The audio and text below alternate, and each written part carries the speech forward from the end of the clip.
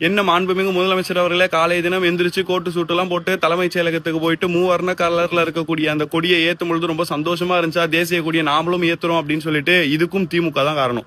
என்னடா எல்லாத்துக்கும் திமுக தான் காரணமா அப்படின்னு கேள்வி கேட்கக்கூடிய புதிய அரசியல் புரட்சியாளர்களுக்கான பதில் தான் இது.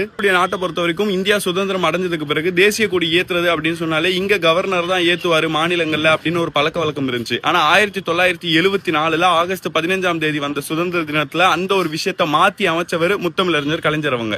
அதாவது சுதந்திர தினம் அப்படின்னு சொன்னா ஒவ்வொரு மாநிலத்தில் இருக்கக்கூடிய முதலமைச்சர்கள் தான் தேசிய கொடியை ஏத்தணும் அப்படிங்கிற புதிய விஷயத்தை உருவாக்குனவர் கலைஞர்.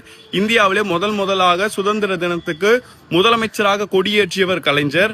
இன்னைக்கு தலைமைச் செயலகத்துல நம்மளுடைய முதலமைச்சர் ஜோசப் விஜய் கொடியேற்றுறது மட்டும் இல்ல, இந்தியாவில் இருக்கக்கூடிய எந்த மாநிலத்து முதலமைச்சர்களா இருந்தாலும் சரி இன்னைக்கு அவங்க கொடி ஏத்துறாங்கன்னு சொன்னா அதுக்கு காரணம் திமுக தான், அதுக்கு காரணம் முத்தமிழறிஞர் கலைஞர் தான். நம்மளுடைய முதலமைச்சர் கொடியேற்றினாரு அப்படின்னு சந்தோஷப்படுற ஒவ்வொரு தாவேகா தோழர்களும் இந்த கொடியேற்றுறதுக்கு பின்னாடியும் ஒரு வரலாறு இருக்கு, அதுக்காகவும் மிகப்பெரிய போராட்டம் இருந்திருக்கு. அந்த போராட்டத்தையும்